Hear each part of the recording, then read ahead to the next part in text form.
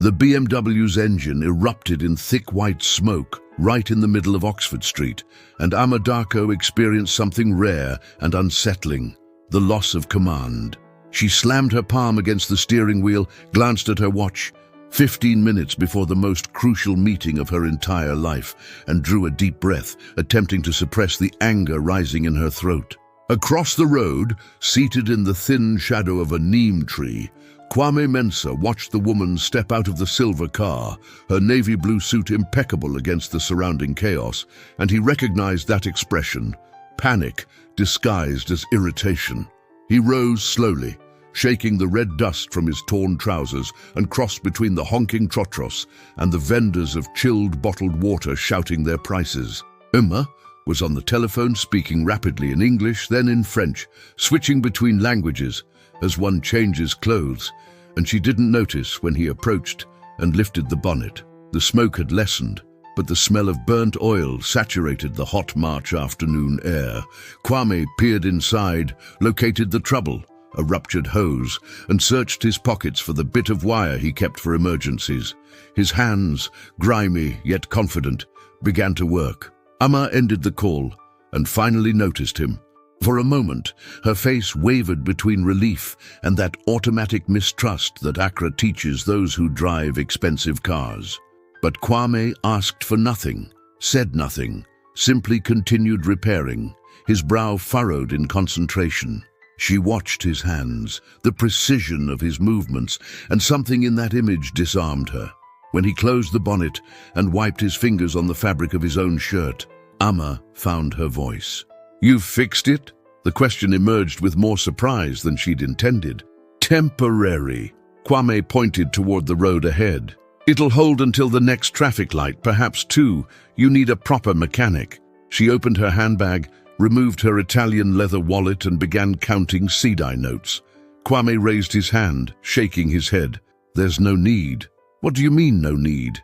You've helped me." "I know." He smiled, and it was a peculiar smile, sad and genuine simultaneously. "That's precisely why there's no need." Amma stood motionless, the wallet open in her hands, uncertain what to do with this response that fit none of the transactions that structured her existence. Kwame was already returning to his tree when she called out, "What's your name?" "Kwame." He didn't turn round, merely waved his hand and vanished into the crowd of pedestrians, Kenki sellers, and students in blue uniforms. Emma got into the car, started the engine. It worked, and drove carefully, her heart beating in a way it hadn't beaten for years. She arrived at the meeting 7 minutes late, apologized with her usual efficiency, and presented her ethical expansion proposal to European investors, who regarded her with the polite skepticism of those who don't believe Africa and social responsibility can exist in the same sentence. She defended each slide with data, projections, and contained passion, but her mind kept returning without permission to that man in torn clothing who had refused money. 3 hours later, when she emerged from the glass tower of the headquarters and checked her mobile, 17 unread messages awaited her. The first was a blurred photograph, her beside the BMW, Kwame bent over the bonnet. The caption read, "Millionaire CEO uses homeless man as mechanic and doesn't pay. New face of savage capitalism?"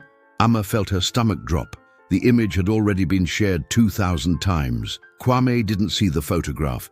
He had no mobile, no internet, not even a socket where he could charge a device if he possessed one. What he had was Yor, his best friend on the streets, a former plumber in his early 50s who laughed at everything and believed in very little.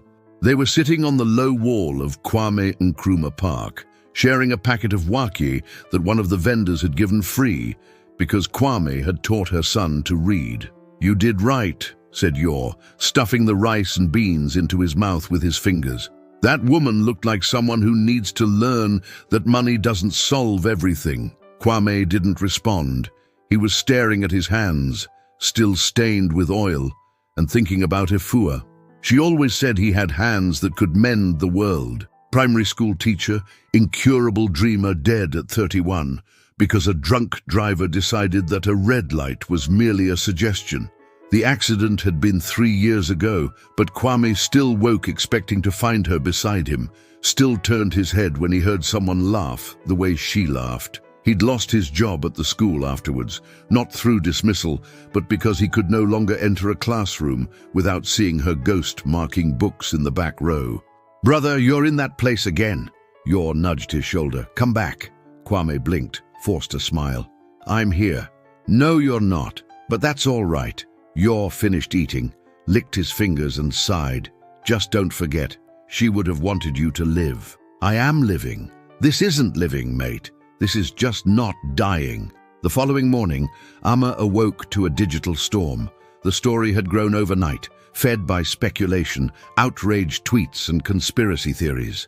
Journalists had discovered who Kwame was, former teacher, widower, homeless for 3 years, and were transforming his tragedy into headlines. "Darko Industries exploits image of homeless man," declared one portal. "CEO feigns kindness to cleanse reputation," accused another. Her assistant had rung 6 times. The public relations department was in panic. Amma sat on the penthouse balcony, watching the city wake below. Traffic forming like a sluggish river, vendors setting up their stalls, life continuing with or without her permission. She picked up her mobile and typed a message to her grandmother, Nana Darko, the matriarch who lived in a colonial house in the Labone district and insisted on performing libations every Thursday. The response came swiftly. "Come for lunch. We need to talk." Grandmother's house smelled of incense and groundnut soup. Nana was in the yard, watering her medicinal plants, wearing a printed cotton dress and rubber sandals. When Amma arrived, she didn't look up. "I've read the news," said Nana, pouring water at the base of a broad-leafed plant. "It's not what it appears. It never is." The old woman finally turned, and her eyes, the same brown, penetrating eyes that Amma had inherited, were unforgiving. "But perhaps it should be." "What do you mean?" Nana set down the watering can and walked to the veranda where she'd prepared 2 plates of fufu with goat soup. She sat, indicating that Amma should do likewise. "When your grandfather died, he left 3 things: the company, an enormous debt, and a piece of advice. He said, never build anything you cannot explain to a child whilst looking into their eyes." She began eating with her hands, forming small balls of fufu and dipping them into the soup. "Can you explain what you build?" "I build employment, dignity, a future. You build numbers on a screen." Grandmother chewed slowly, thoughtfully. "And perhaps it's time to build something you can touch." Amma felt something break inside her, small and painful like a delicate bone. She ate in silence, and when she finished, she asked where the street corner was where Kwame usually stayed. Nana smiled. "I thought you'd never ask."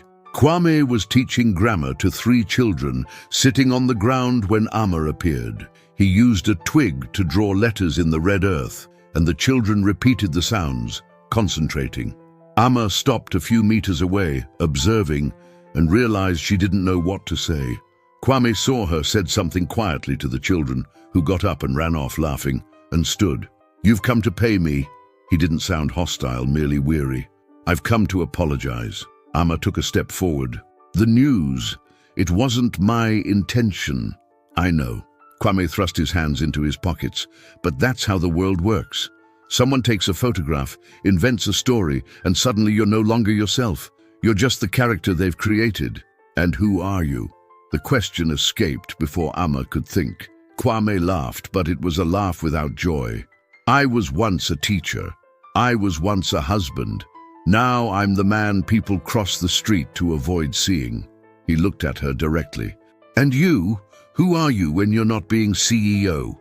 Amma opened her mouth, closed it. She had no answer. "That's what I thought." Kwame turned to leave, but stopped. "There's one thing I've learned living on the street. Here, nobody pretends. It's impossible. There's no energy left over for masks." He looked back. "Perhaps you should try it." During the following week, Amma couldn't get that conversation out of her head. The European investors had postponed their decision, requesting more time to assess the cultural context. Her main competitor, Daniel Osei, was spreading rumors that she was losing control, becoming emotional. In meetings, she found herself staring out of the window, searching for answers in the city below. It was Yor who found Kwame in the park 3 days later, holding a crumpled newspaper. "You've become a celebrity, brother," he said, pointing to a full-page article. "They want to make a documentary about you, the teacher who chose the street. They'll pay." Kwame took the newspaper, read it silently, and then folded it carefully. "I didn't choose anything. I know, but perhaps it's time to choose something else." "Such as what?" Yor sat beside him, and for a long moment they simply watched people passing. Students, vendors, families, all carrying their own invisible burdens. "I don't know, mate, but staying frozen here, waiting for Afua to return, that's not choosing. That's just slow surrender." Kwame closed his eyes. The truth hurt more than he'd anticipated. Amma returned to the street corner the following Saturday. This time, she brought something, a proposal printed on headed paper. Kwame was alone, reading a worn book, Things Fall Apart, by Chinua Achebe. The pages yellowed and tired from so much handling. He raised his eyes when she approached. "I've brought an offer," Amma began, extending the papers. "I want you to run a literacy program funded by the company.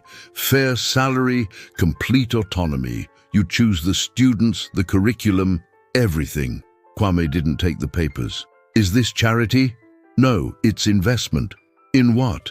"In the idea that perhaps I've forgotten why I started all this." Amma lowered the papers, and her voice became softer. "My grandfather built the company with 3 sewing machines and a dream of employing the entire neighborhood. When I took over, I transformed it into an empire. Efficiency, profit, expansion. But somewhere along the way, I forgot the 3 sewing machines, forgot the neighborhood." She met his eyes. "Forgot that people aren't assets." Kwame remained silent for so long that Amma thought he wouldn't respond. Then he said, "Are you trying to save me?" "No, I'm trying to save myself." He released a long sigh, looked at the book in his hands, the same one he used to read to Afua on evenings when she returned exhausted from school, and then at the woman before him, this stranger who had appeared in his life like an accident and was now asking for something he didn't know if he could give. "I'm not a redemption project. I know, and I won't pretend I'm all right just because someone's offering me a job. I'm not asking for that." "But then what are you asking for?" Amma sat on the ground beside him, staining her expensive suit with red earth, and for the first time in years, she didn't care. "A chance to remember what it's like to be human." The rain began abruptly, as it always does in Accra at the end of March. Heavy tropical drops that transform streets into rivers within minutes. Kwame and Amma ran to the nearest shelter. The statue of Kwame Nkrumah in the center of the park, its dark green bronze gleaming beneath the water. They squeezed under the base, shoulder to shoulder, breathing with difficulty. And suddenly Amma began to laugh. Laugh properly, not the polite laughter of meetings, but something free and uncontrolled. Kwame looked at her as though witnessing a miracle. "When was the last time you did that?" he asked. She stopped laughing, but the smile remained. "I don't remember. Must have been a very long time. Must have been." Amma looked at the rain falling, at the city washing itself, and felt something old and hard inside her begin to soften. "Why did you help me that day?" Kwame didn't answer immediately. He observed his hands, the same ones that had fixed the car, that wrote letters in the earth, that had held Afua for the last time in hospital. "Because it had been a long time since anyone looked at me as though I still mattered. And you needed me." The rain diminished to a gentle drizzle. Neither of them moved. "I still need," Amma said so quietly it was barely audible. Kwame turned his head to look at her and saw something in her eyes that he recognized. The same emptiness he saw in the mirror every day, the same loneliness disguised as purpose. And for the first time in 3 years, since he'd closed the door of the flat where Afua died and never returned, Kwame wept. Not for the pieces he'd lost, but for the parts he could still find. News of the partnership between Darko Industries and the new literacy program made headlines 2 weeks later. Daniel Osei attempted to turn it into scandal. CEO hires homeless man in publicity stunt. But something had changed. Amma gave an interview not in the office, but in the program's first classroom, with Kwame beside her. When asked if this was an image strategy, she responded with an honesty that disarmed cameras and microphones. "I don't know how to balance profit and soul. I'm learning, and if that makes me weak, then so be it." The European investors withdrew, but others emerged. Social impact funds, African organizations, people who believed that business and humanity weren't enemies. The company didn't grow overnight, but planted deeper roots. Kwame agreed to live in one of the flats the company offered employees, but it took weeks to accustom himself to having a roof. Some nights he still slept on the floor, because a bed seemed too luxurious. Yor visited every Thursday, brought street food and complained that he was becoming soft, but his eyes shone with pride. Nana Darko began lunching with Amma every Friday. They didn't speak much, simply shared fufu and soup, and sometimes that was enough. 6 months later, on a September morning when the Harmattan hadn't yet arrived and the air was clear, Kwame entered the classroom for the first time as an official teacher. 23 students awaited him, adults who'd abandoned school, young people who'd never had a chance, people carrying stories as heavy as his own. He stood before the empty blackboard, holding the chalk, and felt Efua's ghost there, not as weight, but as gentle presence. "Good morning," he said, and his voice was steady. "Let's begin." Outside, on a bench beneath the neem tree, Amma watched through the window. She had no scheduled meeting, no proposal to present, no country to conquer. Just this moment, this simple choice to be present. Her mobile vibrated. Message from Nana. "Your grandfather would be proud." She smiled, put away the telephone and closed her eyes, feeling the warm sun on her face. In the surrounding city, Accra continued its impossible rhythm. Horns, laughter, vendors' shouts, music emerging from cracked speakers. Trotros squeezing through traffic, students running late, vendors balancing trays on their heads, all the chaotic and beautiful dance of survival and hope that defines that place.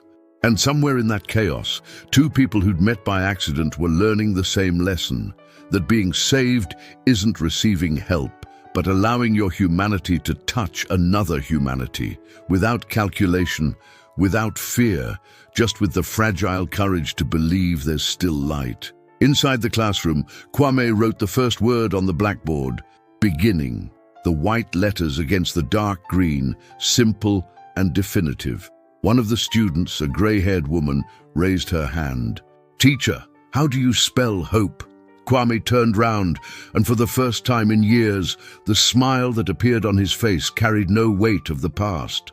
"We'll discover it together." Outside, the city breathed. Clouds moved slowly above the skyscrapers and the slums, above the mansions and the pavements, without distinguishing, without judging. And if anyone had looked carefully enough, they would have seen a woman in a suit sitting beneath a tree, a man teaching in a makeshift classroom, and would have understood this wasn't a happy ending. It was simply a beginning, fragile and honest, the sort that doesn't promise perfection, just presence. The sort that acknowledges that nobody saves themselves alone, that dignity cannot be purchased, that sometimes the greatest revolution is simply to stop, see the other, and choose against all odds to believe it's still worth trying.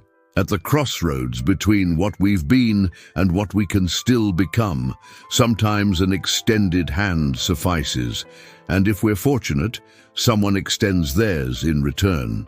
This story reminds us that true wealth doesn't lie in what we accumulate, but in what we offer without expecting return. Kwame and Amma discovered that transformation begins when we acknowledge our own vulnerability and allow others to see us as we truly are. In a world obsessed with productivity and success, they teach us that stopping to help, to listen, to simply be present is the most revolutionary act that exists. Because in the end, nobody saves themselves alone. We save each other, one extended hand at a time, one courageous choice at a time, one fragile and honest beginning at a time. And perhaps that's precisely what the world needs, Fewer ready-made answers and more honest questions. Fewer corporate masks and more raw humanity. Less haste and more presence. Kwame's gift wasn't fixing a car. It was reminding us all that we still matter, that we can still choose kindness, that there's still hope even when everything seems lost. If this story has touched your heart in some way, leave your like so more people can discover it. Subscribe to the channel to receive more stories celebrating the strength, dignity, and beauty of the African continent and its people. Activate the notification bell so you don't miss any new narrative. And tell us in the comments where you're watching from and what most affected you in this journey of Kwame and Ama. Your voice matters, and your presence here makes all the difference in this community we're building together.